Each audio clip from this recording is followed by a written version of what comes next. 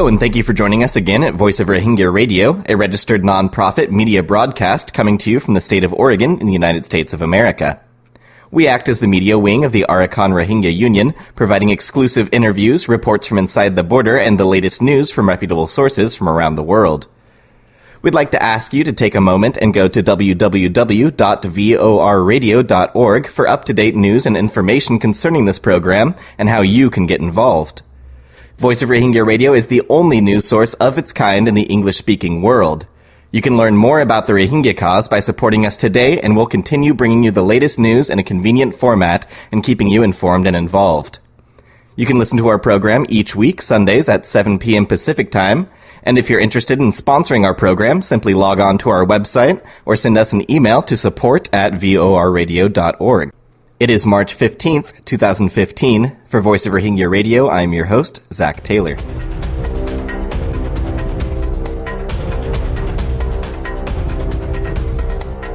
In our first story tonight, the Organization of Islamic Cooperation's Special Envoy to Myanmar, Tan Sri Syed Ahmed Al-Bar, is currently in the U.S. to meet up with officials in efforts to mobilize support for the OIC initiatives to resolve the Rohingya issue.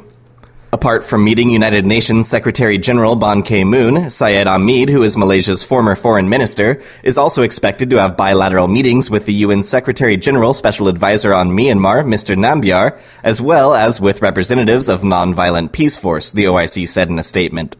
Syed Ahmed will also meet with Professor Muhammad Abu Nimir, senior advisor to the King Abdullah bin Abdulaziz International Center for Interreligious and Intercultural Dialogue at the OIC's office in New York, to discuss the Buddhist-Muslim Dialogue event which Syed Ahmed will host in Kuala Lumpur in April. Mr. Ahmed, together with the OIC permanent representative to the UN ambassador, Ufuk Gokhan, will also have a meeting with the U.S. Congressman Chris Smith, who is chairman of the Subcommittee on Africa, Global Health, Global Human Rights, and International Organization. He is also scheduled to meet officials of Amnesty International, the UN Office for the Coordination of Humanitarian Affairs, Arakan Rohingya Union Director General Dr. Waqar Uddin, an activist with the New Burma Task Force, USA, Adam Carroll, and Religions for Peace Secretary General Dr. William F. Vendley. In September of last year, the OIC Contact Group held a meeting on Rohingya in New York and adopted an action plan recommended by Syed Hamid, which called on the Myanmar government to take action against people promoting hate speech and instigating violence. The plan also calls for holding inter-community and interfaith dialogue, allowing internally displaced people to return to their homes, and investing in the socio-economic development of the Rakhine region. The Jeddah-based OIC said that it would continue to urge the Myanmar government to restore the citizenship rights of the Rohingya Muslims, which was revoked in the Citizenship Act of 1982, and to have an inclusive, transparent policy towards ethnic and religious communities, including the Rohingya Muslims. We have news coming from the Ong Ming Lar quarter of Sitwe, which is detailing the movement of hundreds of Burmese Buddhists protected by security forces into the area. Since the beginning of this month, many Buddhists from outside Arakan have began to settle in Ong Ming Lar, which is the last Muslim quarter left standing in Sitwe proper after the riots of 2012.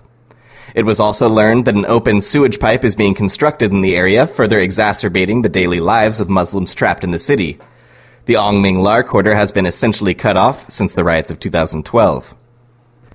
Moving on to other news, in a press release published yesterday, human rights organization Fortify Rights suggested the government of Myanmar immediately and unconditionally release a group of 5 Rohingya prisoners of conscience being held in Sitwe Prison, Rakhine State.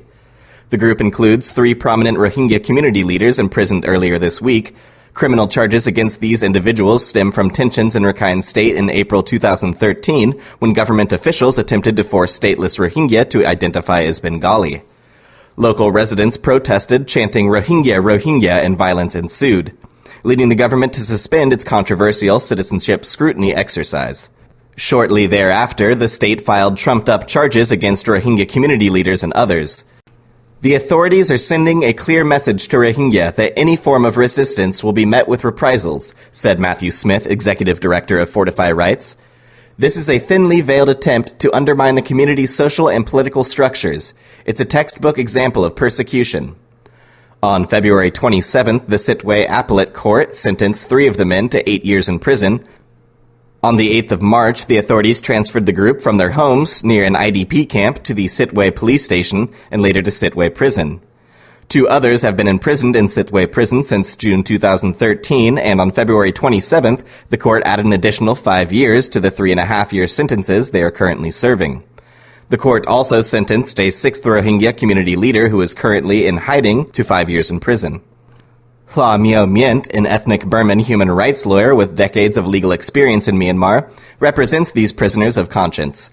He told Fortify Rights that local extremists previously threatened him in Sitwe for representing Rohingya clients, and that plain-clothed persons on motorbikes often follow him when he is in Rakhine State capital. Rohingya, and particularly Rohingya community and political leaders, are subject to arbitrary arrests, detention, and harassment in Myanmar.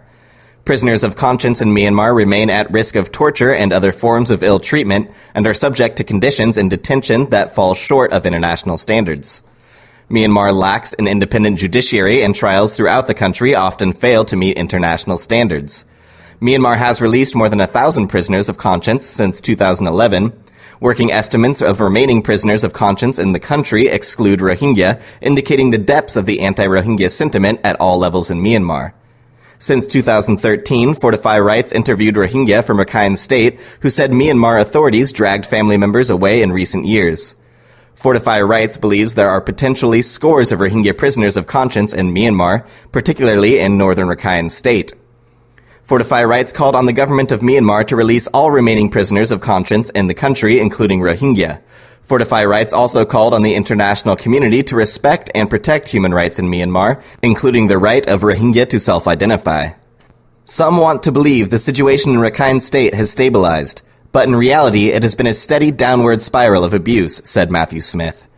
The government has pitched its ethnic reclassification efforts to the international community as a pragmatic solution. It's important we all see it for what it is, a strategy to eradicate the Rohingya identity. You are listening to Voice of Rohingya Radio.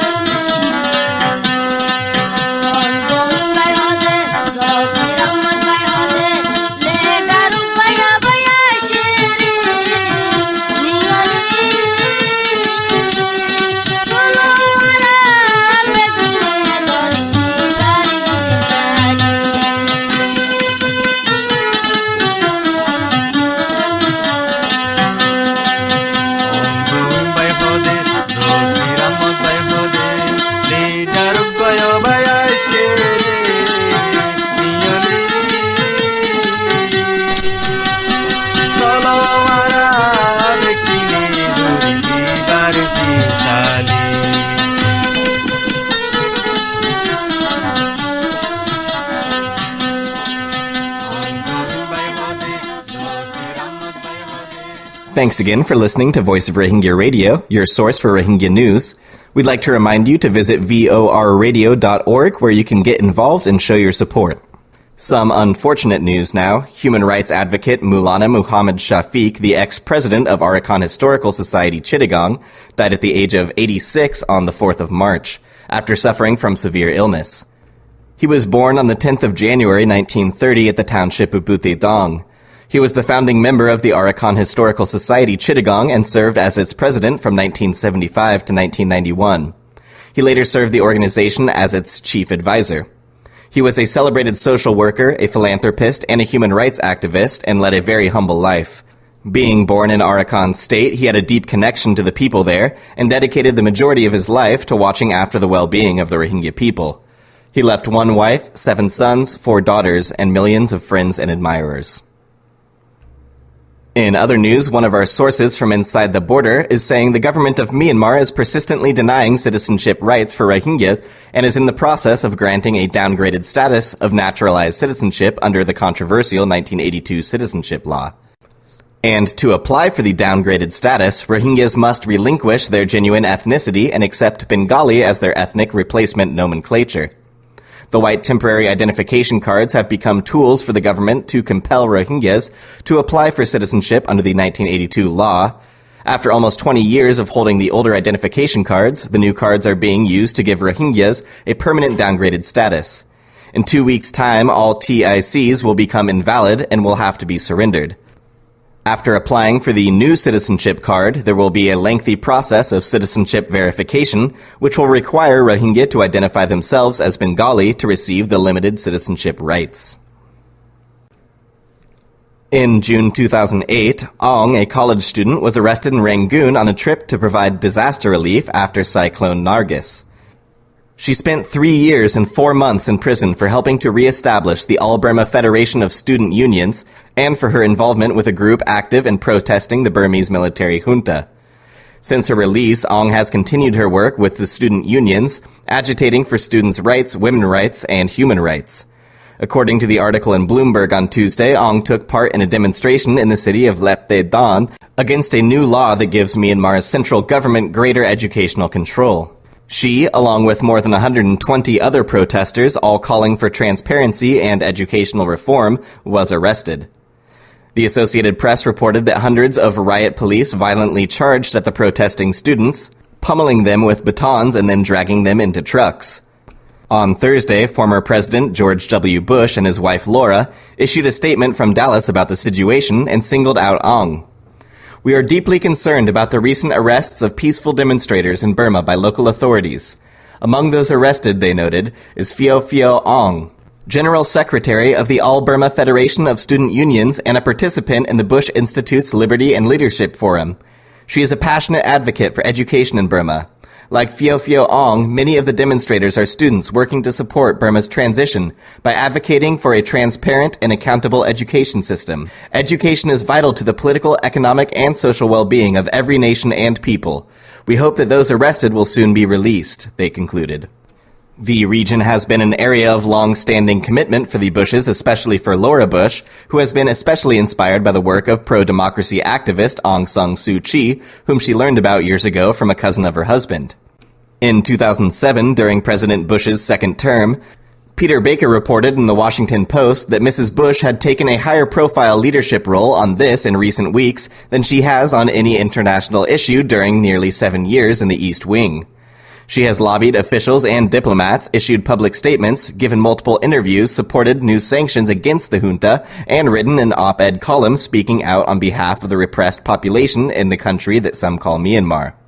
She fast became the government's leading interlocutor on Burma, discussing the situation by phone with United Nations Secretary General Ban Ki-moon. Tom Malinowski of Human Rights Watch said then, "People understand she was speaking not just for herself, but for the president.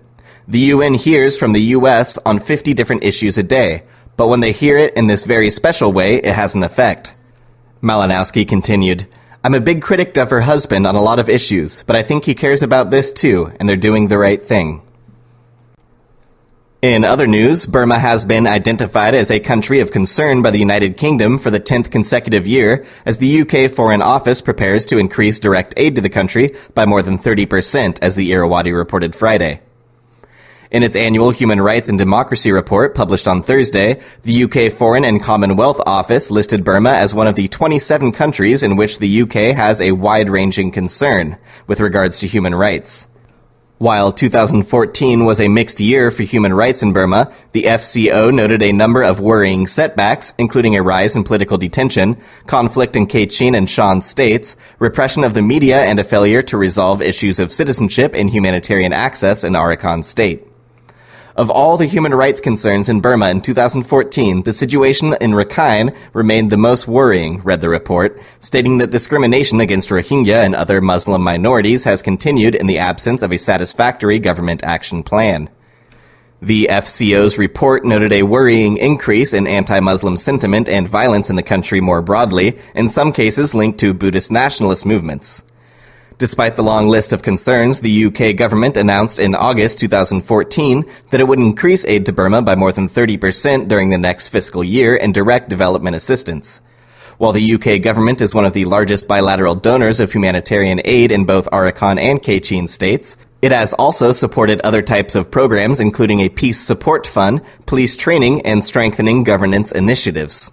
The UK government also contributed £10 million towards carrying out Burma's 2014 census, later to find itself deeply disappointed that the Burmese government went against its long-standing commitment that all individuals would have the right to self-identify in the survey, according to the report.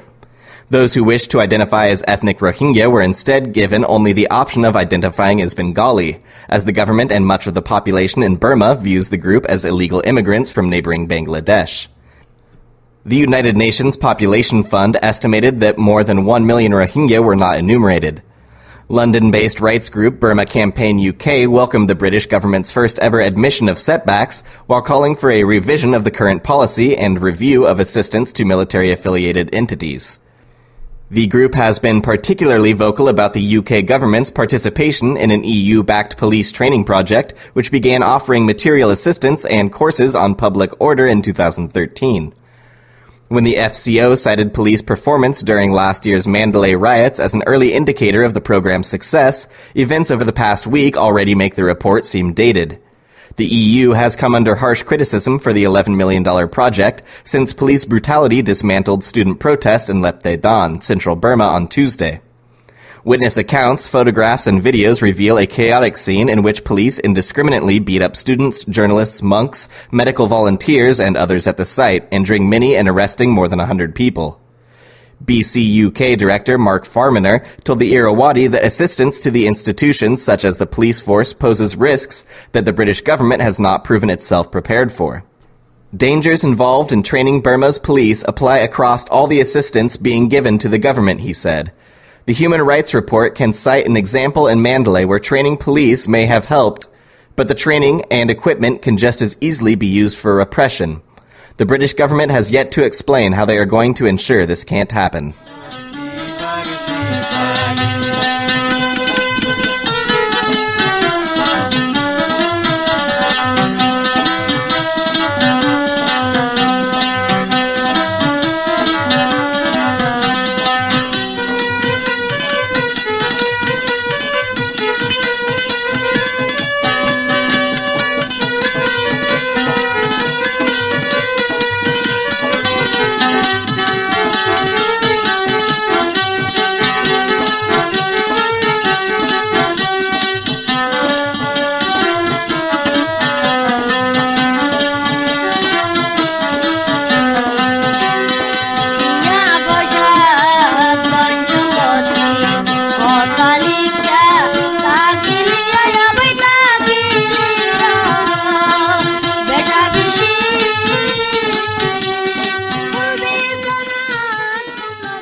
Thanks again for listening to Voice of Rohingya Radio, a weekly news program bringing you up-to-date information about the Rohingya people in Myanmar.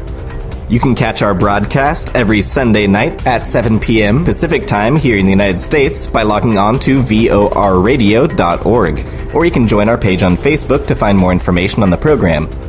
For Voice of Rohingya Radio, this is Zach Taylor, signing out.